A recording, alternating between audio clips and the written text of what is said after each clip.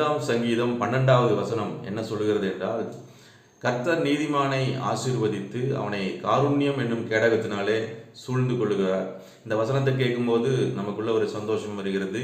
என்ன அப்படின்னா, இந்த வசனம் என்ன சொல்லுதுன்னா, கர்த்தர் நீதிமானை ஆசீர்வதிக்கிறார், அவனுடைய வாழ்க்கை ஆசீர்வதிக்கப்படும், அதே நேரத்தில் அவனுடைய வாழ்க்கை பாதுகாக்கப்படும் என்று சொல்லி இந்த வசனத்தில் நமக்கு தெரிகிறது. ஆனால் அந்த நீதிமான் என்பவன் யார் என்று பார்க்கும்போது வேதாகமும் பரிசுத்த வேதாகமும் திட்டமும் தெளிவுமாக நமக்கு சொல்லுகிறது என்னவென்றால், கர்த்தராகிய இயேசு கிறிஸ்துவை விசுவாசித்து அவரை சொந்த இரட்சகராக ஏற்றுக்கொண்டவன், அவருடைய சிலுவை மரணத்தையும் அவருடைய உயிர்த்தெழுதலையும் விசுவாசிக்கிறவன் எவனோ அவன் நீதிமான் என்று சொல்லி பரிசுத்த வேதாகமும் அவனை அங்கீகரிக்கிறது. அப்போ அந்த நீதிமானுடைய வாழ்க்கை கர்த்தரால் ஆசீர்வதிக்கப்படும், பாதுகாக்கப்படும் என்று சங்கீதம் 5:12 நம்ம வாசிக்க முடியுது. அப்போ இது மாத்திரம் போதுமா? ஒருத்தர் நீதிமான் என்கிற அந்த கேட்டகரிக்குள்ளே வந்தால் போதுமா அப்படின்னு பார்த்தா, இதே சங்கீதத்தில் இன்னொரு கூடுதல் தகவலும் நமக்கு இருக்குது. சங்கீதம் 5:7வது வசனம் என்ன சொல்லுதுன்னா, அந்த நீதிமானுடைய வாழ்க்கை எப்படி இருக்க வேண்டும் என்று சொல்லி அது ரொம்ப தெளிவாக நமக்கு கற்றுக் கொடுக்கிறது. என்ன அப்படின்னா, அந்த வசனம் சொல்லுது, நானோ உமது மிகுந்த கிருபையினாலே உமது ஆலயத்துக்குள் பிரவேசித்து உமது பரிசுத்த சந்நிதிக்கு நேரே பயபக்தியுடன் பணிந்து கொள்ளுவேன்.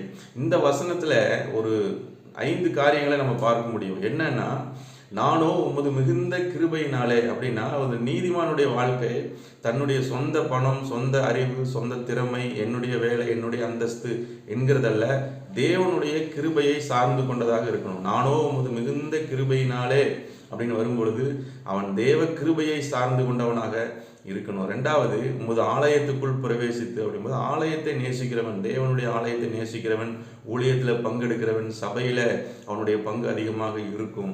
அப்போ கிருபையை சார்ந்து கொள்கிறவன், சபையை நேசிக்கிறவன். அதுக்கடுத்து பார்க்கும்போது உமது பரிசுத்த சந்நிதி அப்படின்னு வரும்போது தேவன் பரிசுத்தம் உள்ளவர், அவருக்கு முன்பாக நாம் உண்மை உத்தமமாக இருக்க வேண்டும் என்கிற கர்த்தருக்கு பயப்படுகிற பயம் அவனுக்குள்ளே இருக்குது. பயபக்தியுடன் அப்படின்னு சொல்லி அந்த வசனம் சொல்லுது. பக்தி விசுவாசமும் இருக்குது, ஒரு பக்கம் தேவனுக்கு பயப்படுகிற பயமும் இருக்குது, கர்த்தரை விசுவாசிக்கவும் அவன் செய்கிறான். அடுத்து கடைசி வார்த்தை சொல்லுது, பணிந்து கொள்ளுவேன். அப்போ ஒரு கர்த்தருக்கு முன்பாக தாழ்மைப்படுகிற ஒரு அனுபவம், கர்த்தருக்கு முன்பாக தன்னை தாழ்த்துகிற அனுபவம், தாழ்மை உள்ளவனுக்கு கர்த்தர் கிருபை அளிக்கிறார் என்று வேதம் சொல்லுகிறது.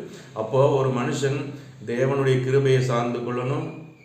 அது பயபக்தியுடன் ஒரு தேவனுக்கு பயப்படுகிற பயம், விசுவாசம், தாழ்மை, அது பரிசுத்த ஆலயத்தை நேசிக்கிற ஒரு தன்மை, ஊழியத்தில் பங்கெடுக்கிற தன்மை, இதெல்லாம் ஒரு மனுஷனுக்குள்ளே வரும் பொழுது அந்த நீதிமானுடைய வாழ்க்கை ஆசீர்வதிக்கப்படும், அவனுடைய வாழ்க்கை பாதுகாக்கப்படும், கர்த்தரால் ஆசீர்வாதம் பெறும். இப்படிப்பட்ட ஆசீர்வாதங்கள் மூலமாக இந்த வருடம் முழுவதும் கர்த்தர் நம்மை நடத்துவாராக.